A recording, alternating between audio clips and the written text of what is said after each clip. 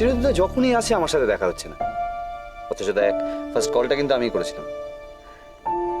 কেন দেখা কেন হচ্ছে না? কোথায় থাকছিস তুই ওই সময়? কোথায় আবার, হয় কোম্পানিতে নয় প্রাপ্তিদের বাড়িতে।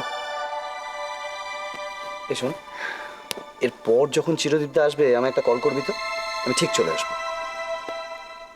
প্রায় মাসখানেক হলো চিরদীপদার সাথে দেখা হয়নি। সব শুনেছে চিরদীপদা? হ্যাঁ শুনেছি। খুব আপসেট হয়ে পড়েছিল না? সেটাই তো আশ্চর্যের, মিশো এত বদনাম করেছে শুনেও ও ব্যাপারটাকে এত ক্যাজুয়ালি নিল, আমি তো ভাবতেই পারিনি। যতই বলি প্রতিবাদ করা উচিত, ও কিছুতেই মানতে রাজি নয়। শেষে মামনি যখন বলল যে মাসিকে অপদস্থ করার জন্য তোমাকে অপমান করার কোনো অধিকার প্রীতমের নেই, তখন চাপের মুখে পড়ে যেতে রাজি হলো। প্রথমে যখন মেশোর সাথে কথা বলতে চাইনি তখন জোর না দিলেই ভালো হতো। ভালো নয়, খারাপ হতো। প্রতিবাদ না করলে ব্যাপারটাকে মেনে নেওয়া হয়, আর যেটা আমি করিনি সেটা আমি মেনে নেব কি করে? কি ব্যাপার অভি, কি পেয়েছো তুমি বলো তো? এই পরিবারের নিয়ম কানুন নিষেধ মানা তুমি কিচ্ছু মানবে না? এত উদ্ধত তোমার কোত্থেকে হয়? কেন, আমি কি করেছি? বোকা বোকা কথা বলো না। যখনই তোমাকে কিছু জিজ্ঞেস করা হয় যে কি বলছো বাপি, আমি কিছুই বুঝতে পারছি না, এমন নির্বিকার মুখে বলো যে তুমি কিছু জানো না, অথচ তুমি সব কিছু জানো। না বললে আমি বুঝবো কি করে? তোমাকে আমি বারবার ওই কলোনিতে যেতে বারণ করছি, তার সত্ত্বেও তুমি কেন ওখানে যাও? তোমাকে আমি অনেকবার বলেছি যে খোকন বিশ্বাসের বাড়ির কারোর সঙ্গে আমাদের পরিবারের কারো সম্পর্ক রাখা চলবে না। তবু তুমি কেন যাও? কেন যাও খোকন বিষয়ে বোনের সঙ্গে দেখা করতে? আমি কখন? সন্ধে, রাত্রে প্রায় তোমায় দেখা যায় ওই খোকন বিশ্বাসের বাড়ির আশেপাশে ঘোরাফেরা করো। কেন? আমার কাছে এই খবরটা এসছে। কাল রাত্রিরে আমি কলোনিতে যাইনি বাকি, আমি প্রাপ্তিদের বাড়িতে ছিলাম। একদম বাজে কথা বলতে। অদ্ভুত, তুমি ভুল খবর পেতে পারো না? না পাইনি। যে আমাকে এই খবরটা দিয়েছে সে তোমার শত্রু নয়। তুমি গেছিলে ওই কলোনি। মাসি, ছোটরা যখন অস্বীকার করে তখন বড়দের সেটা বিশ্বাস করা উচিত। অভি যখন বলছে ও কাল রাত্রিরে প্রাপ্তির বাড়িতে ছিল, তখন নিশ্চয়ই ছিল। প্রাপ্তির বাড়িতে ফোন না করে কেন জোর করে ওর উপর দোষ চাপানো হবে? কারণ ইদানিং চোখে মুখে অভি মিথ্যে কথা বলে। ওকে বিশ্বাসের পথ ও নিজেই বন্ধ করে দিয়েছে। শুনে রাখো, এরপরে তুমি যদি খুব একটা বাজে সিচুয়েশন ফেস না করতে চাও, তাহলে আর খোকন বিশ্বাসের কলোনিতে পা রাখবে না। এটা আমার অর্ডার।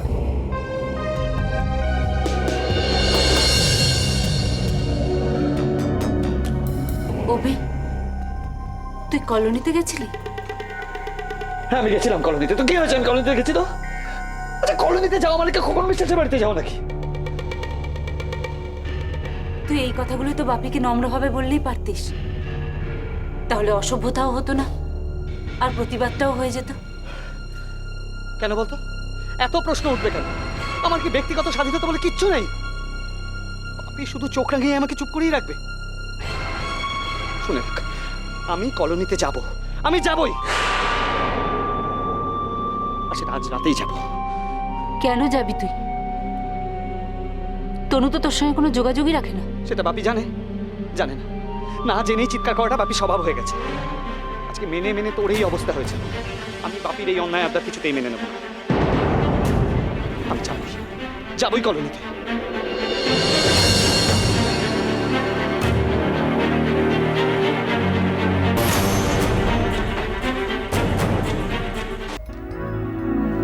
এই জন্যই বারবার বলেছি আমি যাই প্রিয়াঙ্কাদের বাড়িতে গিয়ে কথাটা বলে আসি। এই বয়সে রান্না করা, ঘরদোর গোছগাছ করা আমার পক্ষে বাপু সম্ভব নয়। বম্বেতে থাকতে এসব কিচ্ছু আমাকে করতে হতো না, বাড়ির কাজের লোকেরাই করতো। হ্যাঁ, কাজের লোক সব করতো বলেই দাদাদের কাছে তুমি অকাজের লোক হয়েছিল। তোমাকে পাঠিয়ে দিতে ওদের এতটুকু অসুবিধা হলো না। না, আমাকে মোটেই পাঠিয়ে দেন, আমি নিজেই চলে এসেছি। নে ধর। আর চলে এসেছো, কিন্তু তাতে ওদের তো এতটুকু অসুবিধা হয়নি। এই যে দেখো, তুমি এখানে চলে এসেছো, ওরা একবারও খোঁজ নিয়েছে? নেয়নি। কিন্তু ধরো তুমি এখান থেকে আজকে যদি চলে যাও, আমি তো বিপদে পড়ে যাবো। আমি তো তখন পাগলের মতো তোমায় খুঁজতে শুরু করবো, তাই না? তুই প্রিয়াঙ্কার সঙ্গে কথা বলতে আমাকে অ্যালাউ করছিস না কেন বলতো? তোদের মধ্যে সম্পর্কটা কি পাকাপাকি হয়নি? হ্যাঁ, সম্পর্কের পর্যায়েই আছে। আসলে শ্যামলীর ব্যাপারটা মাঝখানে একটা পাঁচিল তুলে রেখেছে।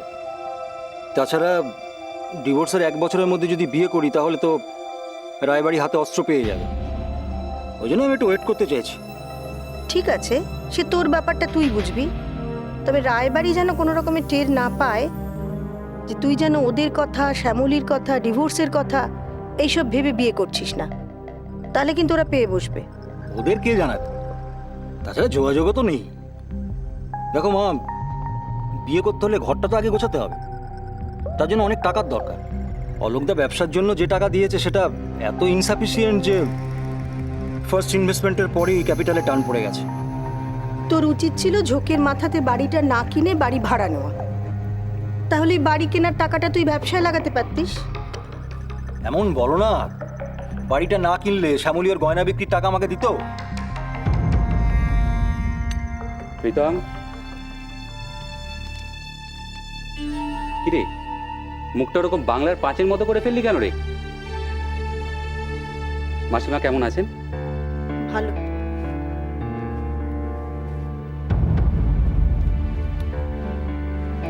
আরে মাসিমার সাথে কোনো ঝামেলা হয়েছে নাকি রে? মানে আবহাওয়াটা কিরকম গরম মনে হচ্ছে। বল, দাঁড়িয়ে বলবো? বস তাহলে। বস তাহলে? আরে এই প্রীতম, প্রীতম, তোর ডিভোর্স ফ্যামিলির সাথে হয়েছে, আমার সাথে হয়নি। তুই হঠাৎ আমার সাথে এরকম কেন ব্যবহার করছিস? না না, বস বস। বল, কি বলতেছিস বল। মনে হচ্ছে বন্ধুত্বটা ফিকে হয়ে এসেছে। তুই সরাসরি কথা বলতে চাইছিস, ভালো।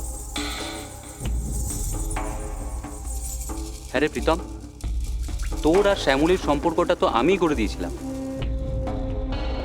আমি তো জানতাম আমি তোদের কমন ফ্রেন্ড, এমনকি বাইরের লোকেও তাই জানতো। তাহলে তুই শ্যামলীর সাথে আমাকে জড়িয়ে দিলি কোন বুদ্ধিতে? ওসব কথা থাক, তোর সাথে এই ব্যাপারে আলোচনা করতে ইচ্ছে করছে না। কেন করছে না প্রীতম? আগে তো আমরা কত গোপন কথা শেয়ার করতাম, তাহলে এখন বাধা কোথায়? আমি তোকে এখন আর আগের জায়গায় দেখি না। ভালো, তা বলে শ্যামলীর প্রেমিক হিসাবে দেখবি? কেন দেখবে না? তুমি শ্যামলী আর প্রীতমের সম্পর্কটা জোড়া লাগাবার ছুতো করে নিজের সম্পর্কটা রেখে যাবে, এটা জেনেও প্রীতম তোমাকে শ্যামলীর বন্ধু না ভেবে নিজের বন্ধু ভাববে। আমি প্রথম দিকে তোদের সম্পর্কটা ধরতে পারিনি চিরদিন। ধরতে যখন পারলাম, তখন শ্যামলীর সাথে আমার আর ঘর করতে ইচ্ছে করে। আর সমস্ত ঘটনাটার কেন্দ্রে যখন তুই, তখন তোকে বলবো না কেন? তারপরেও যে প্রীতম তোমাকে অ্যালাউ করলো, ওকে খুব ভালো বলতে হবে। তোমাকে অপমান করে তাড়িয়ে দেওয়া উচিত ছিল। সেই উচিত কাজটাই তো করলেন।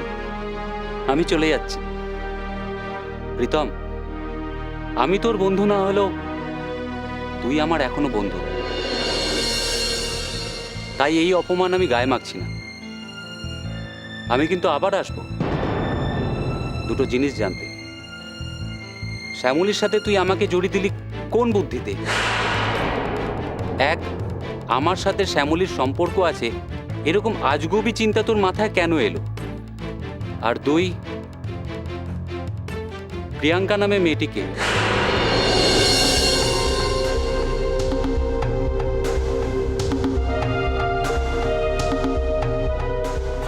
চিরদীপদা বন্ধুত্বের দাবি নিয়ে গিয়ে ওখান থেকে ইনসাল্টেড হয়ে ফিরে এসেছে, আর তুই বলছিস মন খারাপ করিস না? বলবো না? তুই জানিস না ওরা তো ছোটটা খালি এরকম, নিজেদের স্বার্থে মানুষকে মাথায় তুলে নাচে, আর যে স্বার্থ পুড়িয়ে যায় অমনি। কেন তোর মনে নেই যখন বাড়িটা কেনার প্রয়োজন ছিল, আমার অর্নামেন্টস গুলোর জন্য কত মিষ্টি মিষ্টি কথা, আর যে কেনা হয়ে গেল ব্যাস নোংরামি শুরু, শেষ করলো ডিভোর্স দিয়ে। আচ্ছা তোদের কে বলেছে বলতো আমার মন খারাপ? আমি তো পুরো ব্যাপারটা ক্যাজুয়ালি নিয়েছি। দেখ আমি তো জানতাম প্রীতম আমাকে ইনসাল্ট করতে পারে, আর তাছাড়াও আমার বন্ধু বলেছে। বন্ধু বলেই বদনাম করার অধিকার জন্মায় না চিরদীপদা। দেখ আমি প্রীতমের বাড়িতে যাচ্ছি একটা মিশন নিয়ে, আর সেই মিশনটা সাকসেস করতে গেলে মান সম্মান অত খেয়াল রাখলে চলে না, কাজটাকে গুছিয়ে নিতে হয়। চিরদীপ, তোর মিশন তো আমার আর প্রীতমের সম্পর্ককে জোড়া লাগানো। আমি কিন্তু সেটা চাইছি না। ওর যে স্বরূপ আমি দেখেছি, তারপর আর প্রীতমের সঙ্গে ঘর করা যায় না। শ্যামলীর লাইফটা দাঁড়িয়ে থাকে অ্যাডজাস্টমেন্টের ওপরে। তোরা দুজনেই যদি এতটা রিজিড হয়ে পড়িস তাহলে জীবনটা তো অন্যরকম হয়ে যাবে, যেটা তোরা চাসনি। তাই বলছি কি দরকার, একটু অ্যাডজাস্ট করে নে না। একটা সময় পর্যন্ত অ্যাডজাস্টমেন্ট করা যায় জানিস, কিন্তু লিমিট ছাড়িয়ে যাওয়ার পর আর সেটা করা যায় না।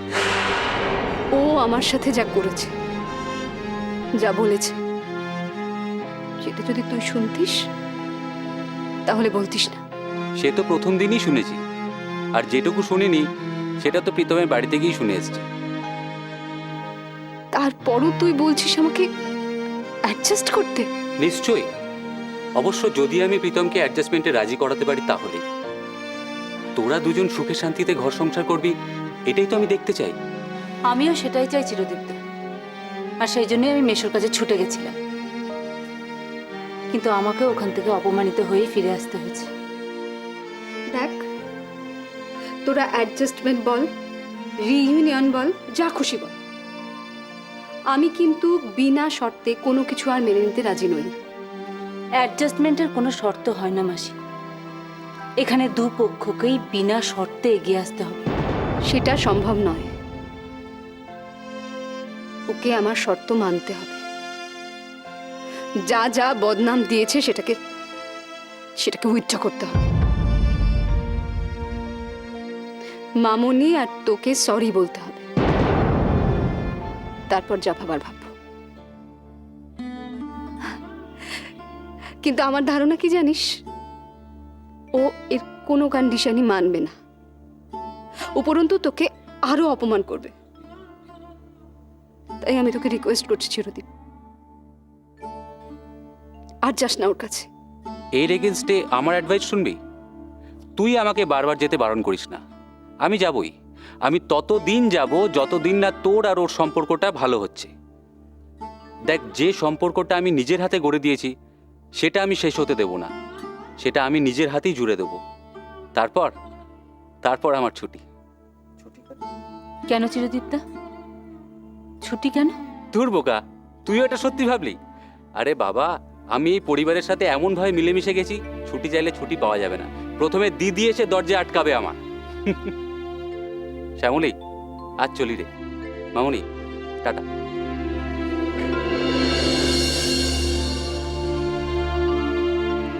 মানুষটা অদ্ভুত না রে মাসি? ওই রকমই,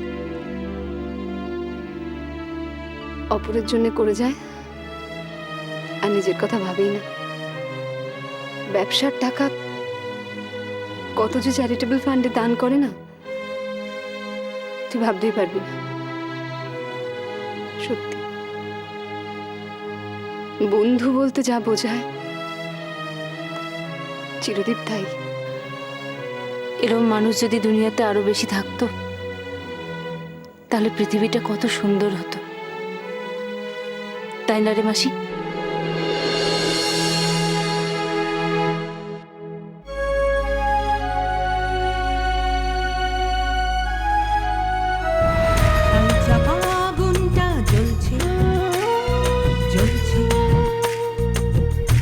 প্রতিবাদী মন